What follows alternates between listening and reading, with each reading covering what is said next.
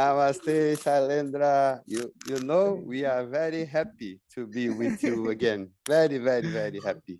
I'm also very happy. So welcome, Shailendra, again. Thank you very Ma- much to be with us. Namaste, namaste. Namaste. Namaste. Once you opened the secrets of the subtitles of Hindi books given by Osho, which is available on the Sannyas Week website, is there such unique secret hidden in the titles of Osho's literature as well?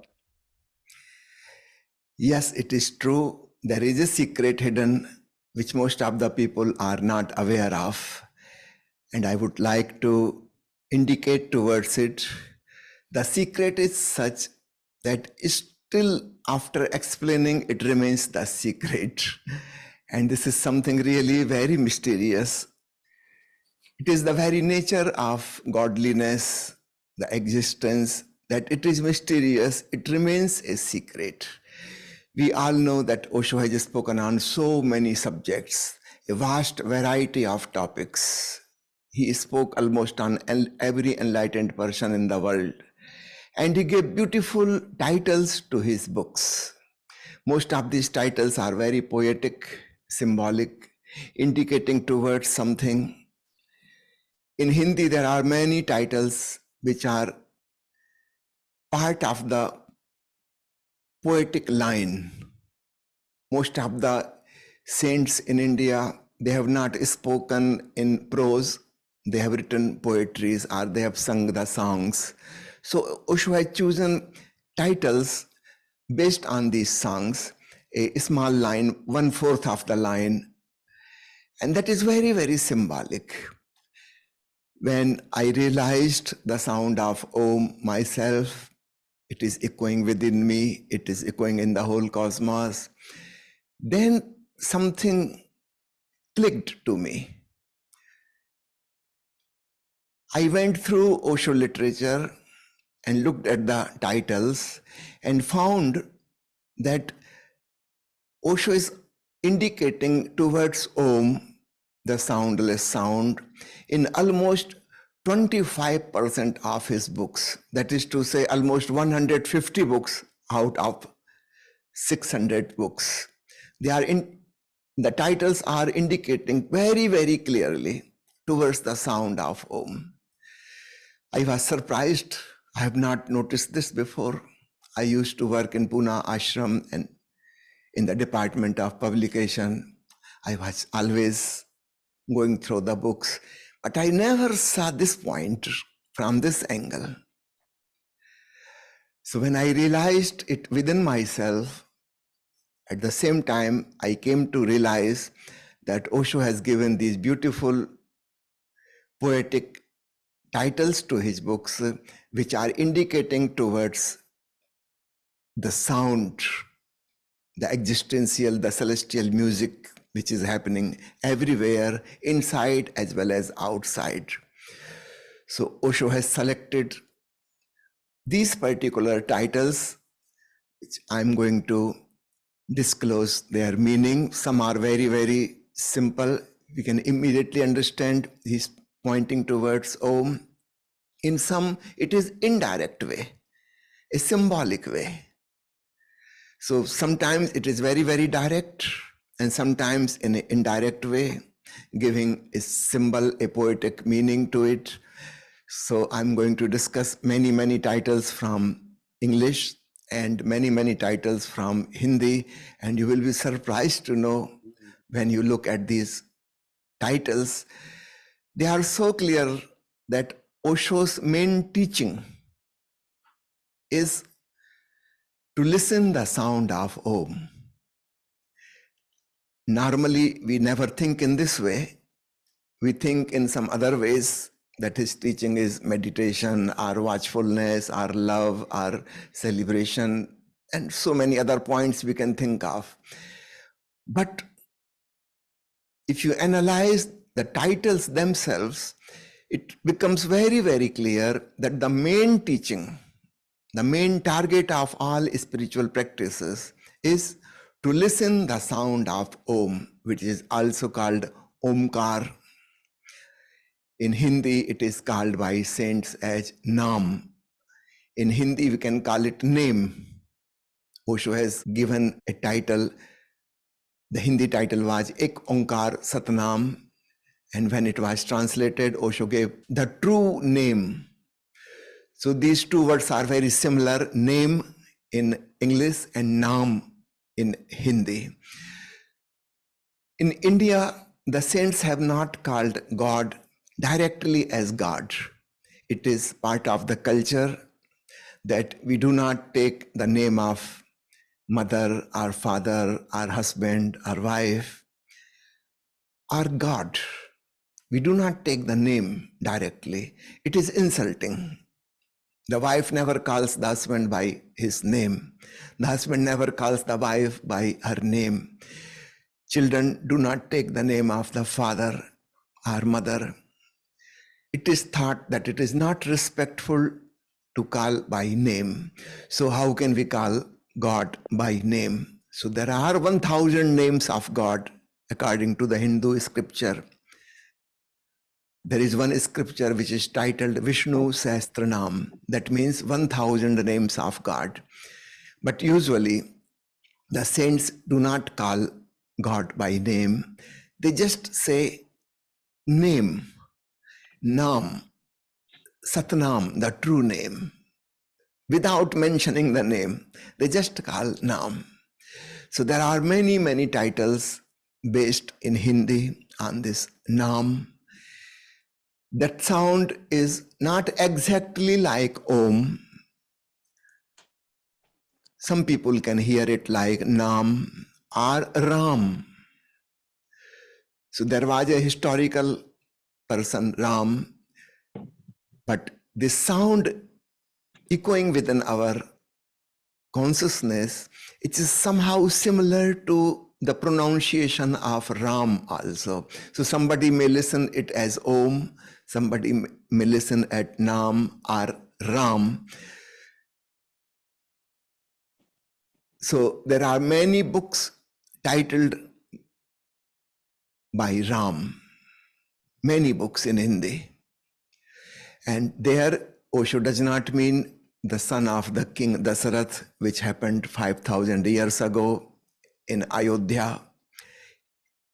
Osho is not talking about that Ram, that historical person, but he's talking about the Ram. He explains again and again. If you be silent, your thoughts disappear, then you will hear the sound within yourself as if someone is chanting very fast with great speed, Ram, Ram, Ram, Ram, Ram, or Om, Om, Om, Om, Om, something like that. Not exactly Ram, not exactly Om. It is so fast that later on, the initial pronunciation of Ra or O disappears and only humming sound remains behind, as if thousands of honeybees are passing by and making a buzzing sound. Something like that happens within. So that is called Nam, Ram, Hari. It is called unstruck sound, as the Japanese Zen master have called it, the sound of one hand clapping. In English, we can say it the soundless sound or the unstruck sound. Usually, whatever sound we make, it is when two things strike with each other. My lips are touching each other, air passing through the vocal cords, creating the sound. My tongue is moving, touching the palate. This is creating the sound I'm speaking. So all the sounds we know of, they are two hands clapping. Now, there is a sound in consciousness. There is no duality, there is no other. So the striking two hands cannot clap. There is no other hand. In that emptiness, the sound is echoing. We cannot figure out who is creating it, how it is being done. but it is echoing there all the time continuously. So it is called unstruck sound. The Hindi word for is anahat. It means exactly same as sound without striking. Then a new word also came, anhad, used by the Muslim Sufis. So these are different words used for the sound of Om. In English, the sound or the inner music or the divine melody or the heartbeat of the absolute, the cosmic sound. There are so many names used for it, but it is not as we know the ordinary sound. It is soundless. It is not a vibration. No physical instrument, no scientific instrument can record it. It is so subtle. Just little thinking in the mind and we will not be able to hear it. There has to be absolute silence. Only then we can hear it. It cannot be recorded by any equipment. So this is the wonderful sound, and Osho is indicating towards it again and again, many different ways. Just like you have read the story of subtitles, Osho has given indication at least 10 months ago that he is leaving, and he has given subtitles saying that I'm going to leave soon. But at that time, we were unable to understand the meaning. Now everybody can read it and understand it immediately. Similarly, this is going to be a long story of titles, almost 150 titles, and we have to go in deep analysis of each title and find out what exactly Osho meant by it.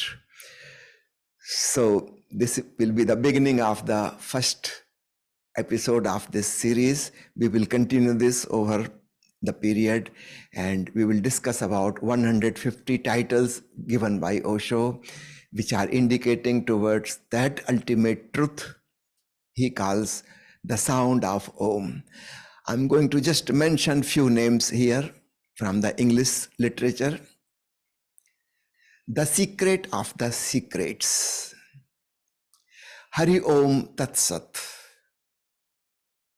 Om Shanti Shanti Shanti. Om Mani Padme Hum. Sat Chit Anand. Satyam Shivam Sundaram. Ancient music in the pines. The silent music. The hidden harmony. The divine melody. The true name. Heartbeat of the absolute. Behind 1,000 names, 99 names of nothingness. Vedanta, 7 steps to Samadhi. The perfect master. The first principle. The voice of silence. And the flowers showered. Dang, dang, doko, dang. Zen, the solitary bird, cuckoo of the forest. The sound of running water. The sound of one hand clapping. The language of existence, which was a renamed version of ecstasy, the forgotten language. Inner harmony, a song without words. Singing silence. Be silent and know. This is a renamed version of Be Still and Know. So these are the few English titles which are obviously indicating towards the inner music. We will go in detail of each one. And then there are more than 100 titles which indirectly indicating towards Om. So unless we go in details, we won't be able to understand it. So this is how this series is going to be, a very mysterious one. Some deep secrets will be disclosed. One of Osho's English book is titled The Secret of the Secrets. Please explain to us what secret Osho has told in this discourse series, which is not told elsewhere. Wonderful question. This is good to start with from the secret of the secrets. There is naturally a tendency to know why Osho has given this title and what is special in this discourse series. I went through the whole book and I found it. Let me tell you, Osho has never defined God. Many times the question was asked him in a philosophical manner, what is God? Who is God? What is the definition of God? What do you mean by God? So many questions have been asked about God. He always said, God is not definable. God is not limited, not bound. There is no boundary, there is no limitation, no beginning, no end. And definition can only happen when there is a beginning, when there is an end, when there is something else also. Suppose I have a house, I have a garden, I have a map of my house, and it can be defined that because there is a road in front of the garden, there is a neighbor on this side, another neighbor on this side, and there is a small road behind the house. So these two neighbors and these two roads, they are making the definition of my house. So somebody else is needed, a limitation is needed, a boundary is needed to make definition. How can we define God? God means everything, all inclusive, the whole existence. That which exists is God.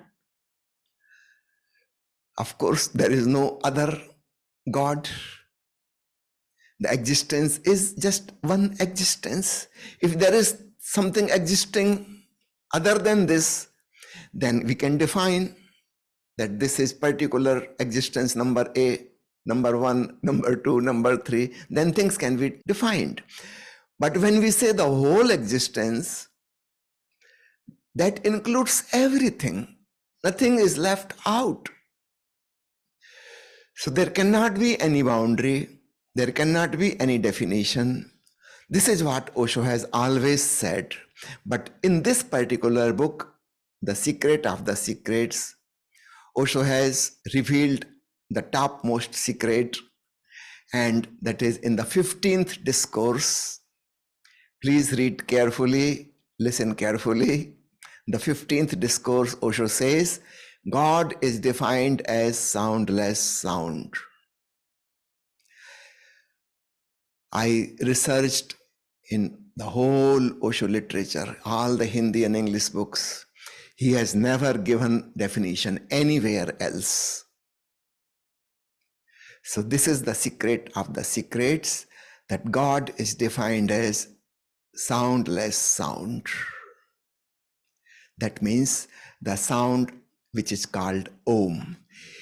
In Sanskrit and Hindi, Om is not written using the alphabets, but we have a particular symbol for it, a pictorial symbol indicating towards Om. Why? Because it cannot be called a word, it cannot be called a sound. As we know, other words are, other sounds are. Om cannot be said to be a word. Word has to have a meaning. Om has no meaning. It has great significance, but no meaning. It is not part of our day-to-day language. It is an existential sound. It existed before we existed, before human beings were there, before the languages were there. That sound prevailed all over the existence. Of course, it cannot have meaning. The words and language created by us have meaning. When I say water, I mean something. When I say bread, I mean something. When I say salt, or sun, or moon, we mean something by it. Om has no meaning, so it cannot be called a word. So it is not part of language. So how can we write it using our alphabets? So writing it as OM, Om, or AUM, Om, that is not proper. So the mystics in India have created a picture which is not part of the alphabets. And it cannot be called a sound, because sound needs something vibrating, something striking with something. Suppose somebody is playing guitar, his fingers are touching the strings of the guitar, and then the music is created. This sound of Om is not created sound. It is not the sound as we learned in our high school in the classes of physics. This is not that kind of sound. So to call it sound is wrong, to call it word is wrong, but still we have to use something. So we have to use something contradictory, which cancels itself. So the soundless sound is the word used by Osho very frequently. So he says God is defined as soundless sound. This is the topmost secret. As far as I know, only in this book he has used this definition, nowhere else. Okay? Why has Osho kept the titles of a few English books in Sanskrit? Is there any secret behind them too? Yes, surely, 100% sure there is a secret, because all these books which have the Hindi or Sanskrit or Tibetan title to it, it has Om hidden in it, which cannot be translated. I already told you, Om cannot be translated. We cannot call it a word, we cannot call it a sound. So what to do? When these books were getting published, I used to work in the Hindi publication department in Pune 2 days. And by my side in the other room was the English publication department. And I came to know the editor, before getting the books printed, sent a request to Osho that please change the titles of these 5 books, because who is going to buy these books? Just imagine, in a European country, you go to a library or a bookstore and you see a book titled Hari Om Tat Sat. How will you figure out what it is? Nobody is going to buy these books. The title has to be something attractive which people can understand. Who will understand these titles? Satchidanand or Satyam Shivam Sundaram. So the editor requested Osho. It was perfectly fine to give the discourse series on these titles, because disciples were hearing you. But now the time has come, we are going to send this for printing. It will be better to have title changed. Osho refused this request. He said, no, they cannot be translated. These are the Mahavakyas. Mahavakya means the great sentence. So there are just few Mahavakyas. These are some of them. Like the first one, Hari Om Tat Sat. Hari has two meanings. It means God as well as it means a thief. Now this is very funny. God is called a thief. Osho said, you can drop the word God. That is very much philosophical. The thief, that is the real meaning. Hari Om, this sound of Om is a thief, the master thief sound. And Tat Sat means this is the truth. God is Om, this is the truth. This is the literal meaning. Hari Om Tat Sat. God is Om, this is the truth. But Osho says, I prefer the other meaning. I will call Om the master thief sound. Why? Because the ordinary thief takes your money, takes your valuables. He snatches away few things from you. But the master thief is one who will steal you from you. You will not be left behind. Nothing will be left behind. Everything will disappear. What you think of yourself, the identity, the ego, that will just evaporate. When you are listening to this sound of Om, gradually you will disappear. You will become the Om yourself. The Om is also called the Nad Brahma. That means the sound of God. Brahma means the God. And Nad means the sound, the music. Osho says when you listen with great awareness, with great love, you start dissolving in the sound of Om. Finally, you disappear. You are stolen. The sound of Om has stolen you. Nothing is left behind. Just Om is there. So the master thief sound is Om. You can replace God. The master thief sound, Osho says, I like this meaning. And that is the ultimate truth, Tat Sat. You become the sound yourself. That is the meaning when the Upanishadic mystics say, Aham Brahmasmi, I am the God. Or the Sufi mystics say, Anal Haq, I am the ultimate truth. What do they mean? When you listen the sound, you become the sound. You are no more separate from it. It is just like a drop falls in the ocean and becomes the ocean, from where the word Osho comes. A river merging in the ocean is no more a river anymore. It has become undefined and unlimited. It has become ocean itself.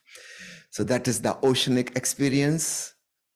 Osho explains in this Hari Om Tat Sat. The second book I would like to mention is Om Shanti Shanti Shanti.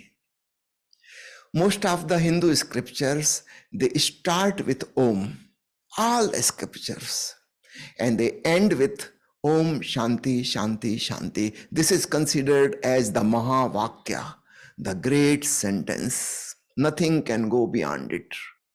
So Om means the soundless sound, and Shanti means calm, quiet, silence, no sound. That is the meaning of Shanti. Nothing is happening. Calm, quiet, silent. So when we become calm and quiet and silent, as we enter in meditation, we start listening the sound echoing in our consciousness. Now, another thing, when we start listening, we become more and more calm and quiet and silence. The silence starts deepening. Finally, only the silence remains there and we disappear. That's why all the scriptures, they end on this Mahavakya, Om Shanti, Shanti, Shanti. Now things are over. Whatever was asked is answered. No words anymore. Now be quiet and listen to the sound of Om. So that is the indication Om Shanti, Shanti, Shanti. So there are two meanings. One in the beginning, when we become a little silent, watchful, witness to our mind, then the mind becomes quiet. Then we start listening the sound. And the second part is when we go deeper and deeper in the listening.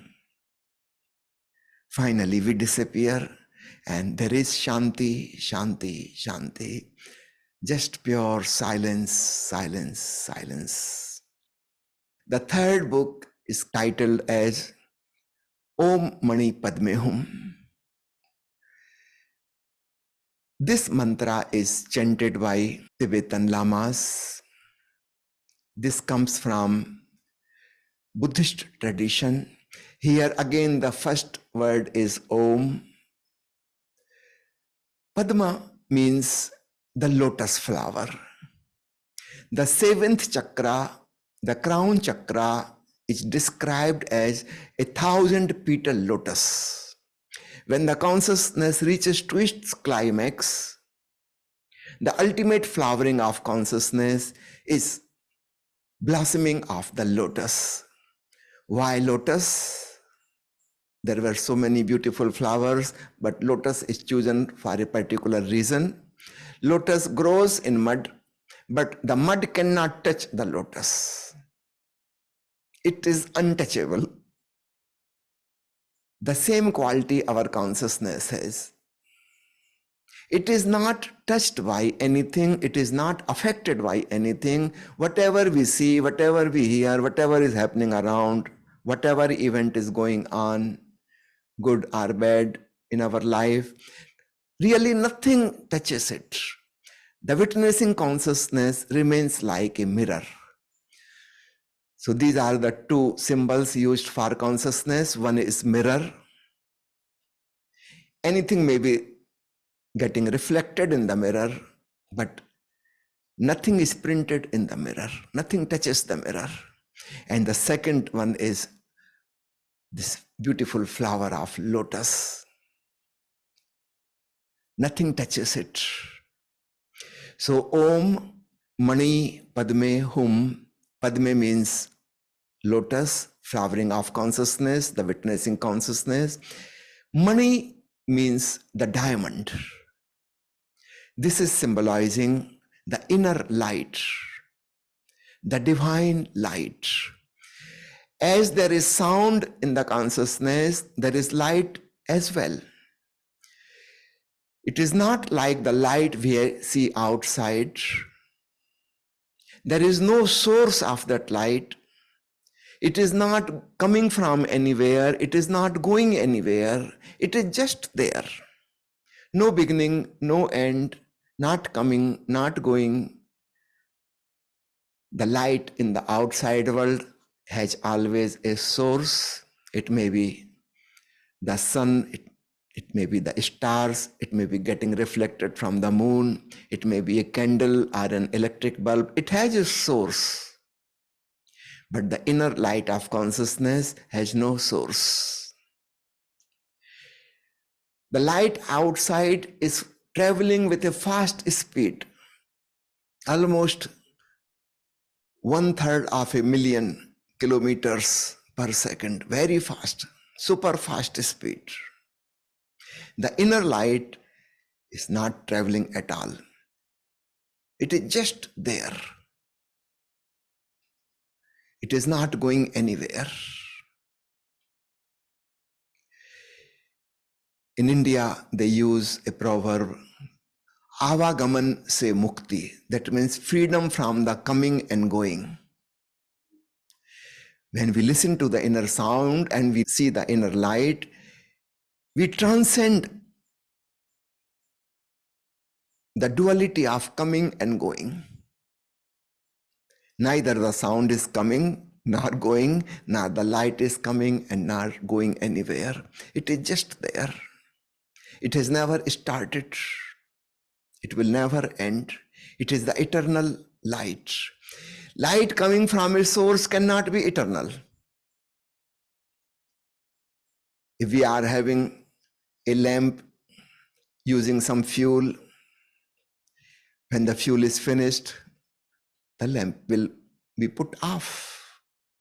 When the electricity is coming and the bulb is lighted, if the electricity is no more there, the light will go off. There is a fuel which is getting consumed.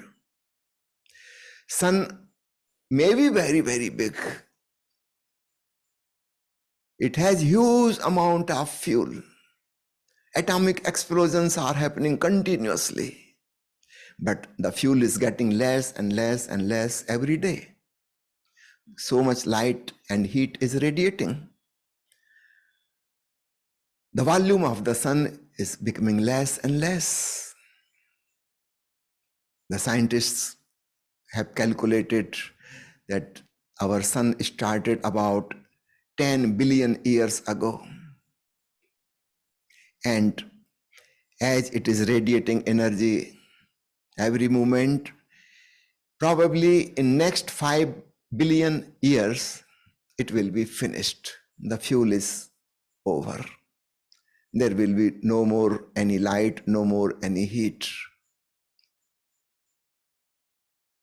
So light coming from anywhere outside in the world has heat, has energy, is traveling, and some fuel is needed there to produce it. Inside, in meditation, our awareness is just echoing with the divine sound, and it is filled with light. Not ordinary light, so we have to call it the divine light. And our ears are not needed to listen, and these eyes are not needed to see within.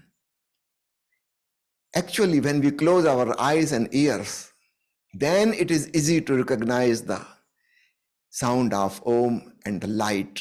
So Mani is symbolically indicating towards the divine light, and the sound of Hum can be interpreted in two ways. The Hindi word Hum means M, A-M, as in English. For example, I say, I am Shailendra. So this M, Hum. In Hindi, I will say, Main Shailendra Hum. So Hum means M, Mness, isness. So when the Tibetan Lama says, Om Mani Padme Hum, he is saying, I am Om, the divine light and the flowering of consciousness like the lotus. This is what I am. And remember, when the mystic says, I am that, Aham Brahmasmi, Analhak, he is not saying that he is someone special. He is declaring about everyone, each one of us.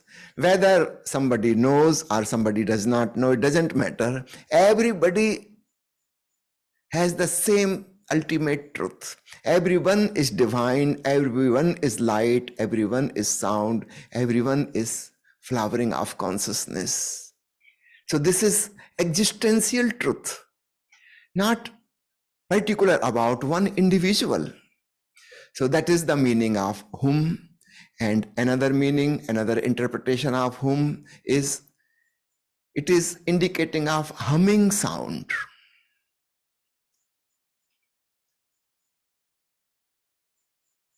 Osho has mentioned in the book, not exactly book, a small booklet, The Notes of a Madman. He has mentioned this mantra, Om Mani Padme Hum, many, many times, every day, without any question, without any reference. Just out of the blue, suddenly he started saying, Om Mani Padme Hum. And he says, I am at the peak of my consciousness, just like I am on the Everest of the Himalaya. And there, thousands of honeybees are passing by and making a humming sound, a buzzing sound. And Osho describes it again and again, every day, many times in a day. The editor of the book was puzzled what to do, what title to give to this booklet, in which Osho is not talking about any sutra or any particular topic. He's just mentioning again and again, I'm at the peak of my consciousness and listening the buzzing sound. Om Mani Padme Hum, the humming sound. When we do Nath Brahma meditation designed by Osho, we do that humming sound. So that hum is there in Om Mani Padme Hum. And the editor, he was puzzled what to do. What title to be given to this book? He thought Osho has gone mad. He has gone crazy. What kind of buzzing sound he's talking about? I can't hear anything. So he gave the title, The Notes of a Madman. And Osho accepted, yes, perfectly fine. So you know the secret of this book also, The Notes of a Madman. Why? Because he was talking about Om and Om and Om all the time. So many times, repeatedly, because there is nothing else to say. Somehow this is the end of the saying. What else to say? This is the ultimate, the Mahavakya. So this is the meaning of Om Mani Padme Hum. Now, the next one is Satchidanand. This is combined form of three words, Sat, Chit, and Anand. Sat means the ultimate truth. You already know what is truth. Hari Om Tat Sat, that is the ultimate truth, Om. So Sat, Chit means consciousness, and Anand means bliss. The Sanskrit language is very beautiful. The words can be combined, and a new word can be created, one single word, Satchidanand. There is a purpose behind it, because these three experiences, the experience of Sat, the ultimate truth, that means the soundless sound, the experience of Chit, the flowering of consciousness, the peak of awareness, and Anand, the blissfulness. These three experiences are not really three. This is the real Trinity, or Trimurti, or Triveni. These three experiences happen together. Of course, the way to reach is in the middle. That is consciousness. We have to become more and more and more aware. So meditation is the way. And these two things on the side, Sat and Anand, that means the soundless sound and the blissfulness, these will happen as a result. We cannot approach bliss directly. We cannot approach the ultimate truth directly. What we can do at the most, we can become more and more alert and aware and silent and wordless and thoughtless. And suddenly we will have these two experiences. The sound is echoing within, that is the ultimate truth, and it is full of blissfulness. It is very, very juicy. It is full of joy. So these three things, three experiences are combined in one word, that is Satchidanand. Now the last one of this series is Satyam Shivam Sundaram. Again, the Satyam means the ultimate truth, the Om. Shivam means good, and Sundaram means the beautiful. This is another way of expressing the inner experience. So Satchidanand word is used by some mystics which were more philosophical, more mathematical, have a scientific approach. And this word Satyam Shivam Sundaram is used by another mystic which does not have a scientific outlook but more of a poetic look. For him, blissfulness and consciousness, these are not so important. For him, the sound of Om, goodness and beauty, these are important. So he defines God in another way, Satyam Shivam Sundaram. This is the approach of a poet. So Osho has explained beautifully these 5 Mahavakyas, and he insisted that the title of the books should remain as they are. Okay, next question. Traditionally, it is said that there are 2 main ways to attain God: yoga and bhakti, meditation and devotion. Which of these should be considered more important according to Osho's vision? This is a very important question because usually we think Osho is talking about awareness and love, yoga and bhakti, meditation and devotion. Once this question was asked in one of the Hindi discourses, I will mention the title, the 8th discourse of Sabay Sayane Ekmat. Sabay Sayane Ekmat means all the experienced people agree on one thing.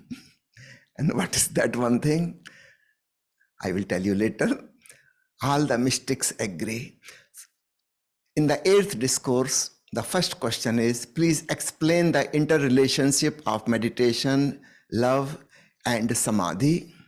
Samadhi means the experience of the soundless sound, merging and melting and becoming the soundless sound. So this was the question. Meditation, love, and samadhi. What is the interrelationship between the two? Osho said, meditation and love, these are 2 ways, methods, vehicles to reach to the ultimate truth, the sound of Om, and become one with it. That is the experience of samadhi. So love is one way, meditation is another way. Some people who live at the level of feeling, at the dimension of the heart, they can easily go towards godliness on the way of devotion, surrender, trust. Some people who live at the level of the mind, thinking,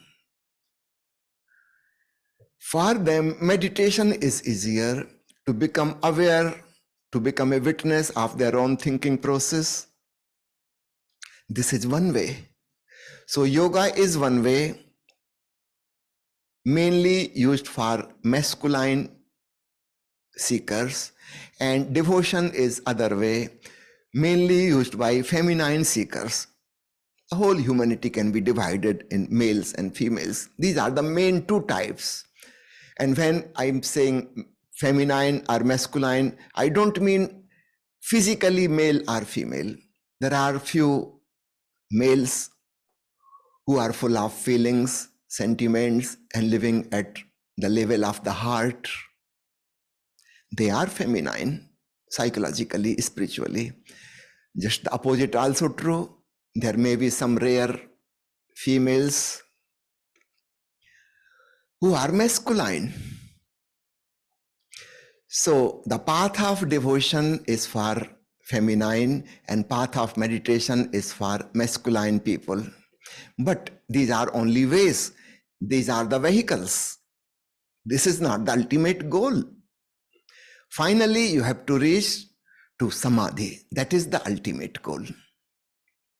And samadhi means when you dissolve in the sound of Om.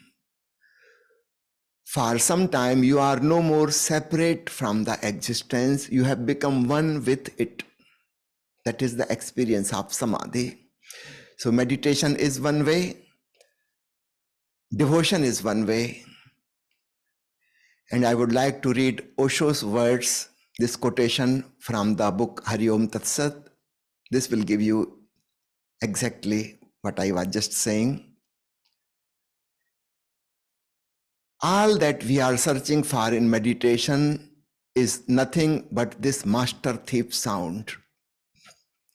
And the last part of your question is, how is it that I can recognize that which I have not realized? If you can recognize it, that is an absolute guarantee that you must have realized it in some unconscious way. Perhaps you have forgotten your realization. Each child is born with the realization. You can recognize things which you may not have consciously realized, but which must be an undercurrent of realization within you. This was the question asked by Ma Manisha in Hari Om Tat Sat, and she has said that I can recognize it, but I have not realized the soundless sound. How is this happening? Osho says, everybody has that realization. When we were a small child, when we didn't know any language, no words, we were always listening the divine sound. In mother's womb, for 9-10 months, the baby continuously listening the divine sound. He is watching the divine light. He has nothing else to do. When the baby is born, his sense organs become extrovert. He starts looking outside. He starts listening outside. He touches, he smells, he takes taste outside. All the sense organs open to the outside world, and gradually he starts forgetting the inner. So everyone has that realization. By the time the baby is 1 year or 1.5 years, he or she starts speaking, learning words, gradually sentences, then school and college and big education for 25-30 years, and then there are words and words and words and memories in the mind, and the divine nature is covered. It is not destroyed. The divine sound is still echoing there. The consciousness is shining with light, still there, but it is all covered with thoughts, with feelings, with sentiments, with emotions, with philosophies, with theories and theologies, so many things. And we are busy in outside world all the time. We don't have time to go in and see what is happening there. So gradually, by 2 or 3 years age, the child becomes perfectly extrovert. But at least for early 3 years and 9-10 months in mother's womb, we were listening the divine sound. We knew the ultimate truth. We have recognized it. We have realized it. And after explaining the meaning of Hari Om Tat Sat to Manisha, Osho said, I have always condemned the story of Gautam Buddha, that when he was born, his mother was standing Buddha was born standing, and he walked 7 feet, and he declared to the world that I am the most enlightened person, the most awakened person. Osho said, I have always criticized and make jokes of this story, but today I have to make a balance. I will tell you the real hidden secret behind this beautiful story. It is not a fact, but it indicates towards a truth. Every baby after birth would like to declare to the world that I am the most blissful, the most conscious, the most divine, the most enlightened person. The baby cannot say, the baby cannot walk. If the baby could walk and the baby could say, yes, this will be declared by every baby. So this is the hidden meaning. The divine sound is echoing there. The master thief is there. The divine light is there. The Padma, the consciousness, the money, the diamond is shining there. So every baby knows it. In the early childhood, we all knew it. And psychologists say that probably the search for samadhi, the spiritual experience, is nothing but a willingness for regression. We want to go back to those moments when we didn't know any language. We could not do any activity. We were just passively aware, listening the divine sound, watching the wonderful light, and at the peak climax of the consciousness. So Osho says, today, that means the first discourse of Hari Om Tat Sat, Osho said, when I leave the auditorium, I go back to my room, then everybody will stand up, walk 7 feet, and declare to the world, I am the most enlightened person, I am the Buddha. And this was done. I was there, fortunately, and everybody did it. So please remember, whether we use the path of devotion or the path of meditation, yoga or bhakti, the ultimate goal is one. These are two vehicles. They are not goals in themselves. They are means to reach somewhere. If somebody keeps on doing meditation and meditation and meditation only, he's crazy. Or if someone is just doing devotion and devotion and devotion, it's crazy. The vehicle in itself is not the target. The vehicle is supposed to take us somewhere. What is that somewhere? What is the target? The ultimate purpose of devotion and meditation or any other means.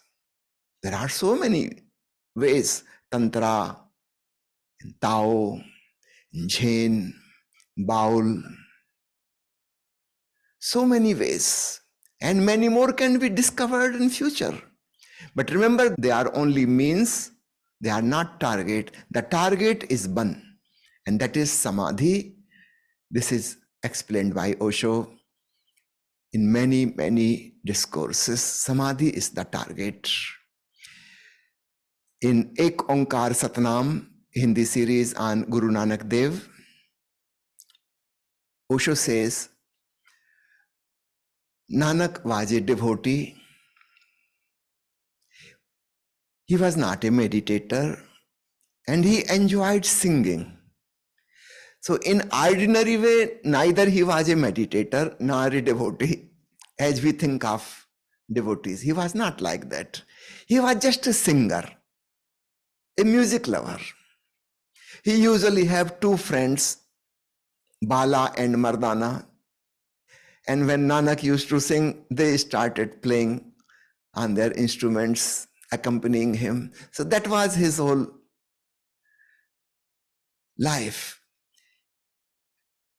singing and singing and singing.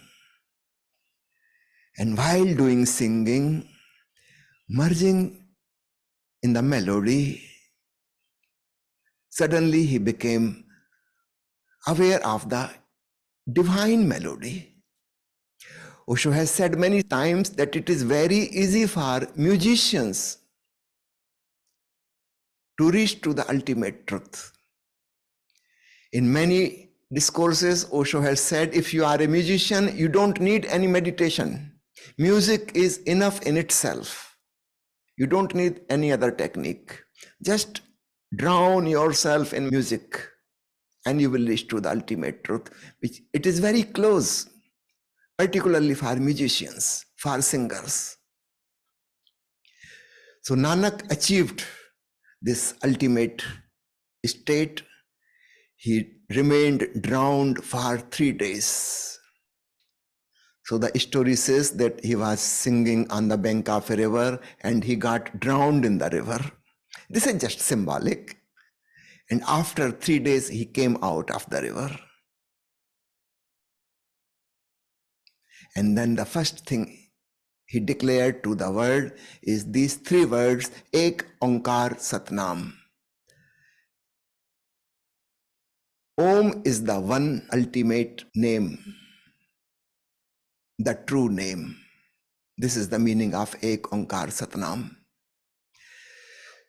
So 3 days he was drowned in Samadhi.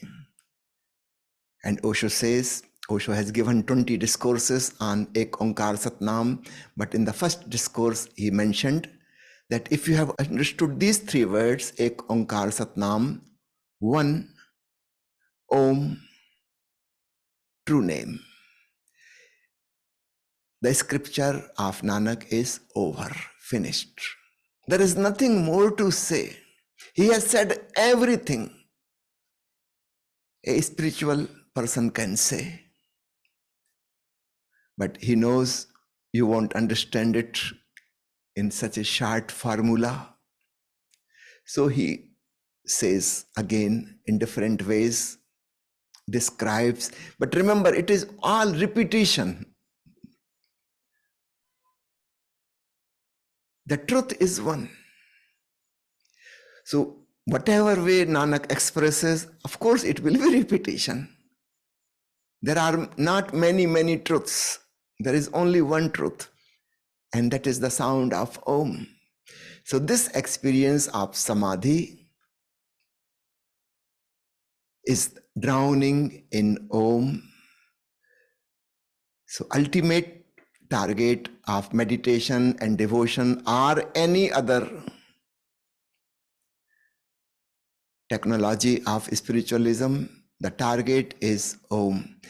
In one book, Athato Bhakti Jigyasa, that is a Hindi discourse series, Osho divides bhakti in 2 parts. One is Gaudi Bhakti, that means secondary bhakti, means to achieve to the ultimate, and the other is Para Bhakti, the ultimate, the transcendental devotion. So the transcendental devotion is falling in love with the soundless sound. And the Gaudi Bhakti, we can also call them primary and secondary, the initial and the ultimate. So the initial bhakti, what we know of devotion in the world, that is all primary bhakti. These are means to reach to the ultimate, the para bhakti. And that is falling in love with Om, becoming one with Om, that is the Samadhi. So that is the ultimate experience. Okay? Till 1973, Osho used to take meditation camps at various natural places. Since 1974, Samadhi Sadhana Shivir was started at the ashram of Pune. Why the name was changed? As I have already told, meditation is a vehicle, a means, a way to reach to the ultimate. So initially, when Osho was conducting camps, they were called meditation camps. In Hindi, they were called Dhyan Shivir. He was teaching to become more alert, more conscious, be a witness, be loving, be compassionate. So many things he was teaching. And as many people became ready to take the final jump, from 1974 in Pune Ashram, he started 10 days camp, which was called the Samadhi Shivir. Samadhi camp, not meditation camp anymore. So we can think of meditation and devotion as primary school of the education. We have to start from there, from the beginning. And as we start growing, we go to the higher school, then we go to the college, then we go to the university, and then there is doctorate, PhD. Similarly, the path of spiritualism, we go slowly, step by step by step. So in the initial phase, up to 1973, it was meditation camp. After 74, it was Samadhi camp. So every month from 11th to 20th, these 10 days were the Samadhi camp. And many times Osho has used this word himself. For example, I will read you a quotation from the book Shiva Sutra that was given in the early days of Pune. Osho says, in the 10th, the last discourse of Shiva Sutra, take this Maha Mantra Om with you from this Samadhi camp and use it regularly. The mantra is like a seed. You cannot be in hurry with seeds. It will germinate in its own time. Your hassle will only result in the opposite effect, that it may never sprout. If you do it patiently for 3 months, you will be filled with great sweet juices, which Kabir has called the jaggery of a dumb man. And once that jaggery comes into taste, then there is no difficulty. Then wherever you are, it is perfectly fine. What you are doing is fine. Then the world becomes dreamy. Life is no more than an act. You become a witness. Your sakshitva is shivatva. You become Shiva. In the 4th discourse of Shiva Sutra, Osho has explained the science of mantra in great details. And he said, on the last day, I will give you the technique. And on the last day, he gave the technique. He spoke on technique itself for about 1 hour. In 4 steps. First is shouting loudly, Om, Om, Om, Om, Om. Using your whole body, getting involved 100%. Then sitting down and close your mouths and repeat within. So first was using the physical body, creating physical sound. Now only mental chanting of the mantra. Just with fast speed, Om, Om, Om, without any word outside. Lips are closed, but the mind is fully involved. And third is, now stop chanting inside and try to listen. Is there any sound happening without me? I'm not doing anything physically or mentally. Just be sensitive and try to feel what is happening there. And ultimately, you will start hearing the sound of Om within yourself. That is the final.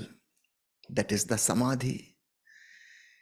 And in the end, Osho suggested it will be good to add one more step before beginning the chanting of mantra. You can do some catharsis, some shouting and jumping and jogging or laughing, crying, whatever you wish to do. As you do in second step of dynamic meditation, do it for 10 minutes. That will make you relaxed, come back to yourself. So actually there were only 3 steps, but Osho added one more. He said this will be useful for many people. Otherwise you won't be able to be silent so easily. First go mad, then shouting Om, Om, Om, then sitting with closed eyes, chanting mentally only, and then stop chanting and listen. And this listening will take you to the ultimate goal. So when Osho says, take this Maha Mantra, Maha Mantra means the great mantra. All other mantras are small mantras. Om is the great mantra. Take this Maha Mantra Om with you from this Samadhi camp and use it regularly. So he's talking about this Om, and he's using the word Samadhi camp. He has used many times this word Samadhi camp. So please be aware what Osho is explaining in meditation camps was for beginners, immatures, and what he's talking about in Samadhi camps after 74, this is for more mature seekers. Okay? In March 1981, Osho suddenly observed silence. At this time, 2 books were published, Bahu der Hein Gat and The Sound of One Hand Clapping. Do these also indicate a spiritual goal? Yes, your question is very, very significant. As there was a phase for beginners, then there was a phase for more mature people. On 24th March 1981, Osho declared, now a new phase of my work starts. Now this is for very mature seekers. The beginners will miss, they cannot catch hold of anything. And this will be the phase of silence. Osho will not speak anymore. So the last discourse was given on 24th March. That series has started on 21st. There were only 4 talks in this series, which is titled Bahu Tere Hain Ghant. And the Darshan Diary, you know that every month a Darshan Diary was compiled, what Osho has said in the evening Darshan, explaining the meaning of names, giving some meditation techniques. Whatever he said in the evening, that was compiled every month in a Darshan Diary. So the last Darshan Diary is from 1st March to 23rd March. On 24th, only the morning Hindi discourse happened, nothing in the evening. So these 23 days compilation of Darshan, Osho gave the title, The Sound of One Hand Clapping. These are the last of his 2 books, remember, before entering into silence. And in this book, The Sound of One Hand Clapping, do you know Osho has used this phrase almost 80 times. In 23 days, he used this, the sound of one hand clapping, 80 times. This means almost 4 times every night he was explaining the sound of one hand clapping. 4 times daily. I don't think anybody may have noticed this. Please read that book, The Sound of One Hand Clapping. This is too much. Before entering into great silence, the new phase for really spiritually mature seekers. Now he is not going to speak. He is not going to say, he has said. And the final, the sound of one hand clapping, indicating towards the unstruck sound of Om. Osho has explained it in so many ways, in 80 ways, in 23 days. This is something final, climax of what he can say. After that, only silence can happen. Nothing else can be said. He has said the final. And same thing about the Hindi book title, Bahu Tere Hain Ghat, that is based on few poetic lines of Saint Paltu. And the whole line means that there are many, many ways to reach to the ultimate. The ultimate is name. In Hindi, Paltu calls it Naam, the true name. That means Om. Ghat means a place from where a boat starts in the river. So on this side, on this bank of the river is this our world, and the other side, the other shore, is godliness, the divine,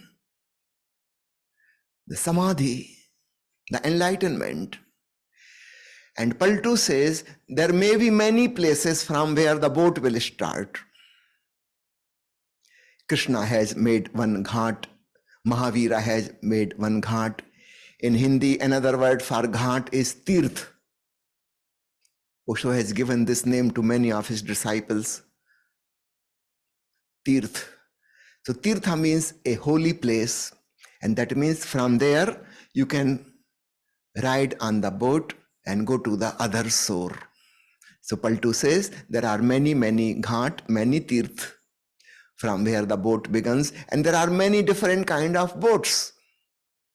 The boat of Jain, the boat of Tao, boat of Hasids, very different. The boat of Baus, boat of Sufis, very different from each other.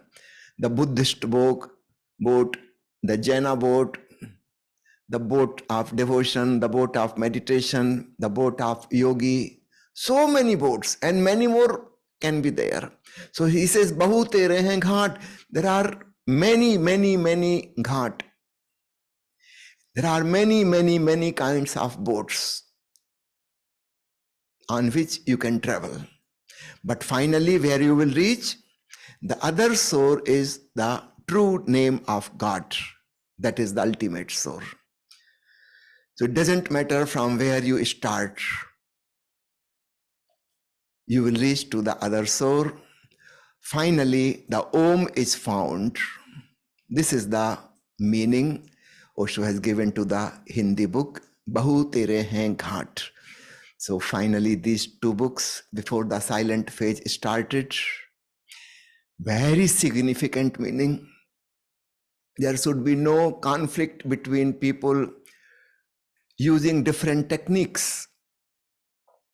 All over the world, people are fighting with each other. Somebody is declaring my path is the right path, my boat is the right boat, and everybody else is wrong.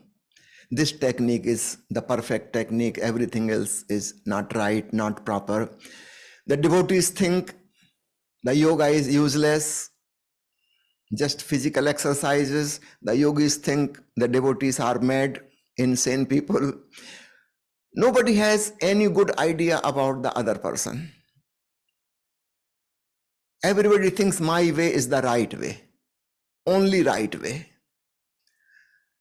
Muslims think their way is the only right way. All others are irreligious people.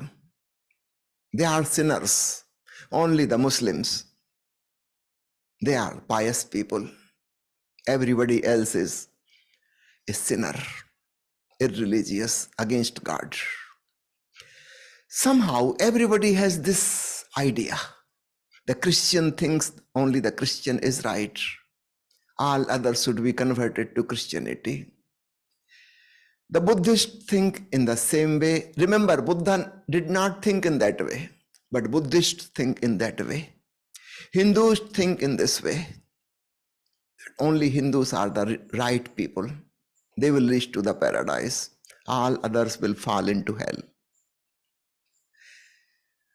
Why this discrimination? If we can understand this last title, Bahu Tere Hain Ghat, there are many ghat, many ways, many votes, many vehicles, all different from each other. And everything can take us to the final destination. So there should be no conflict that this boat is right, that boat is right. They are different, but that does not mean they are wrong. The boat has the capacity to take you to the other shore, and that is perfectly fine. So it doesn't matter which boat we use. If we understand the other shore, which is echoing with divine sound, then we can understand this meaning of Bahu Tere Hain Ghat and the sound of one hand clapping. And these are before the final phase of Osho started in 1981. He entered in silence. Okay.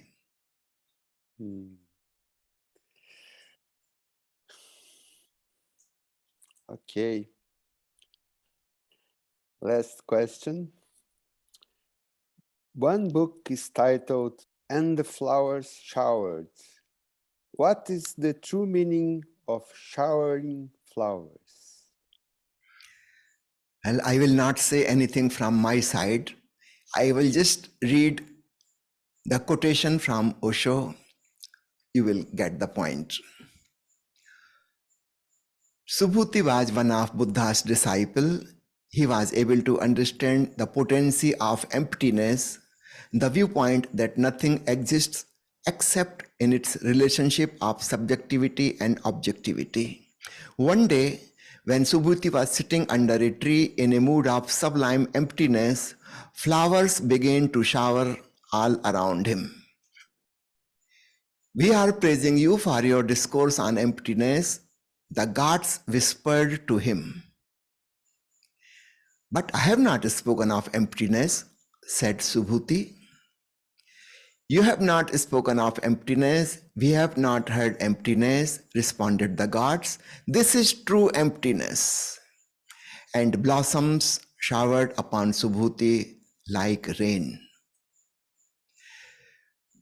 This was the story. Osho is going to give a speech on it. Now listen to Osho's words. This is one of the most beautiful stories I have come across. A great meaning is hidden there. If you are silent, if you are utterly silent, existence starts showering on you. Blessings shower on you like rain. If you are silent, if you are in the state of meditation, just being and doing nothing, the whole existence converges upon you with all its great, with all its beauty and benediction. Subhuti was sitting under a tree, not even meditating. He was just sitting and doing nothing. And then suddenly flowers began to fall around him. And those were not ordinary flowers, not of this world, not earthly. They were not falling from the trees, they were falling from the sky, from nowhere, out of the blue. He had never seen such beauty and such freshness and such fragrance. Those were the flowers of the beyond, golden flowers. He was naturally in awe and wonder. And then he heard the gods whispering to him, "We are praising you for your discourse on emptiness." Now he was really puzzled. Discourse on emptiness? But I have not spoken of emptiness, said Subhuti. You have not spoken of emptiness. We have not heard emptiness, responded the gods. This is true emptiness. And blossom showered upon Subhuti like rain. When one is really empty, there is nothing other than emptiness, not even the awareness of emptiness. Not even the witness is there. One is perfectly alert, one is not asleep, but the witness is not there. It goes beyond witnessing, because whenever you witness something, there is a slight tension inside, a subtle effort, and then emptiness is something else and you are somebody else. You witness it. Then you are not empty. Then emptiness is again just a thought in the mind. When you are really empty, you will see something from the beyond start descending in you. A dancing energy enters in you, in your every cell. You are full of song, wordless, soundless, a divine music, in which music there is nobody who is looking.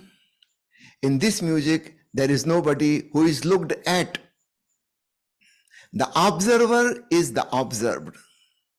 The dancer has become the dance, and all duality has disappeared. Let me repeat few lines again. When you are empty, you will see something from the beyond starts descending in you. A dancing energy enters in you, in your every cell.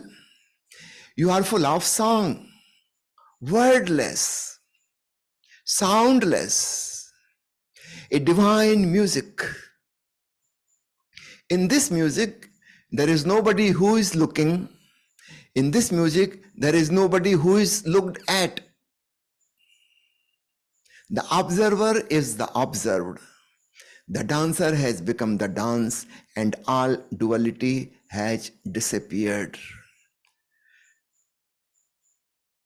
So this is beyond meditation. Subhuti was not even doing meditation. This is beyond witnessing. Now you can understand meditation and witnessing awareness is the means to take us there, where the flowers of divine music start showering.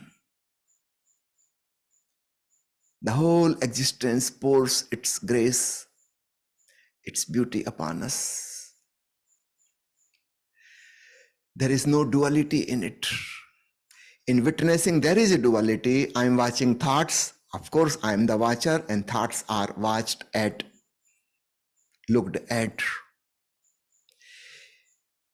When this divine music is there, nobody is creating the music. There is nobody who is listening the music.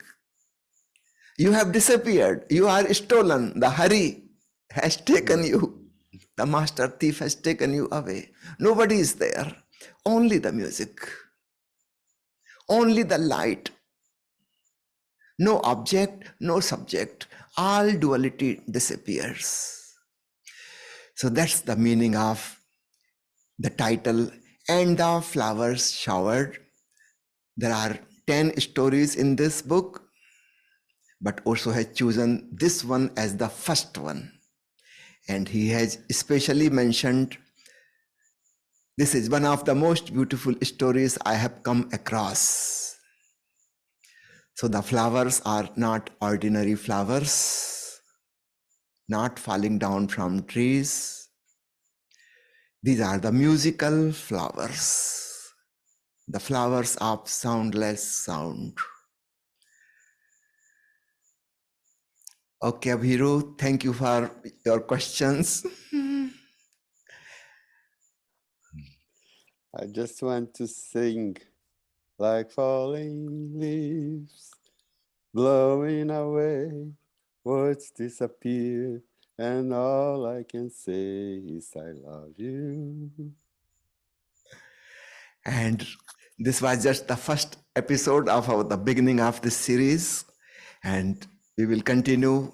There are at least 150 titles, and everywhere the hidden meaning is Om. It's a surprise. I was also surprised when I realized this. Thank you very much. Thank you. Thank Thank you. you. Love you. Namaste. Love you. Namaste.